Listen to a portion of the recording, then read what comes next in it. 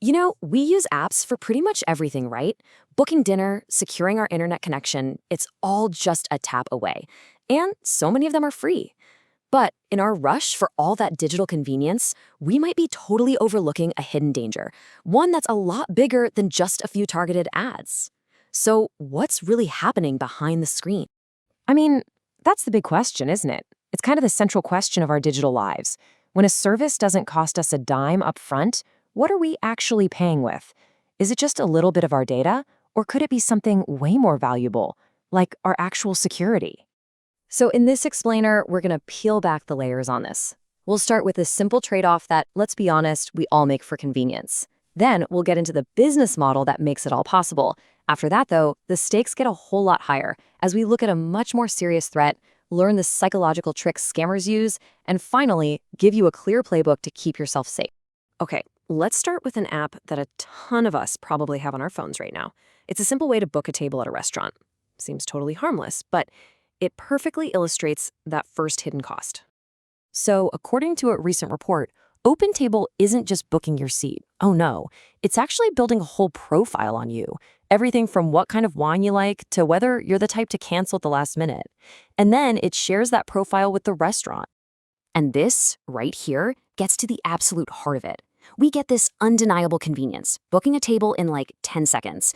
But the payment, the hidden cost, is our personal data. Our habits, our preferences, all get packaged up and sent straight to businesses. And get this, they're not even hiding it. It's right there, plain as day, in their own privacy policy. They say very clearly that your information can be used by the restaurant for its own purposes, which, could mean marketing and advertising coming directly to you. So, you have to ask yourself, is it worth it? Is a restaurant knowing you like a certain type of Chardonnay a fair price for how easy it is to book a table on your phone? While cybersecurity expert and former White House CIO Terresa Payton says there's no right or wrong answer here. It's all about making a conscious choice. The power is really in our hands to read these policies and decide for ourselves, is this convenience actually worth the risk? Okay, so this whole trade-off thing isn't unique to OpenTable. It's basically the engine that runs the entire free internet. And that brings us to our second point, the fundamental business model that turns your data into their profit. It's such a simple question, right? But the answer is the key to understanding the entire modern digital economy. I mean, if you're not paying with money, how does the company even stay in business?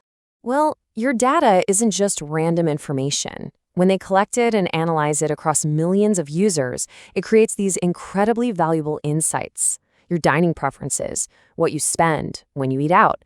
These aren't just little details. They are the data points that form a multi-billion-dollar industry built on packaging and selling our behavior. It all boils down to that famous line from Terresa Payton, whenever you use a free product, you are the actual product. Your attention and your data, that's the real stuff being bought and sold. Now, sharing your wine preference, that's one thing. But the hidden cost of free can get much, much more severe. So let's shift gears and talk about a direct threat to your security. Yeah, we're moving past the gray area of data privacy now and into something that's just outright malicious. Sometimes a free app isn't trying to sell you ads, it's designed to completely compromise your device and steal from you. A perfect example of this comes from Google. They recently set out an urgent warning about fake virtual private network or VPN apps. These things pretend to be legit, well-known brands, but their real purpose is just to infect your device. And this is where it gets genuinely terrifying. According to Google, once you install one of these, the fake app becomes a gateway for all sorts of dangerous malware. We're talking about info stealers that are designed to grab your passwords, and banking Trojans, which are malicious programs built specifically to get into your bank accounts and empty them. They even unleash something called a Remote Access Trojan, or a RAT. And let's be crystal clear about what this is. It's malware that gives a hacker complete, unauthorized control of your device. They can see your files, they can turn on your webcam, and they can record every single thing you type. So how do so many people fall for this stuff? Well, it's not by accident. Cybercriminals are basically masters of manipulation, and they know exactly which psychological buttons to push. See, these aren't just technical attacks. They are psychological ones. Scammers actually study human behavior. They design their campaigns to exploit our natural tendencies and get us to click on things we'd normally just scroll right past. A really common tactic is using these deceptive ads on social media. You've seen them. They might feature attractive people or promise something that just piques your curiosity or creates a sense of urgency. The goal is simple. Get you to lower your guard for just 1 second and click that malicious link. Okay, that was a lot of bad news. But here's the good news. You are not powerless in this situation. There are concrete, simple steps you can take to protect yourself. So let's walk through the playbook. So when you're choosing a VPN, first, do your homework.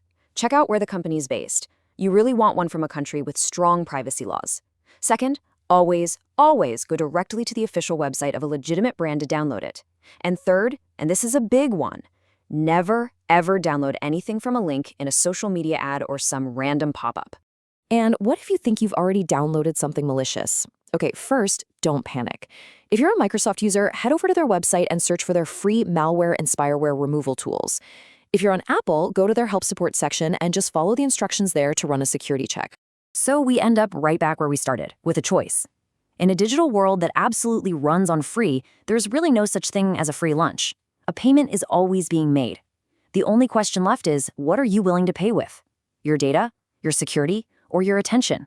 The choice, really, is yours.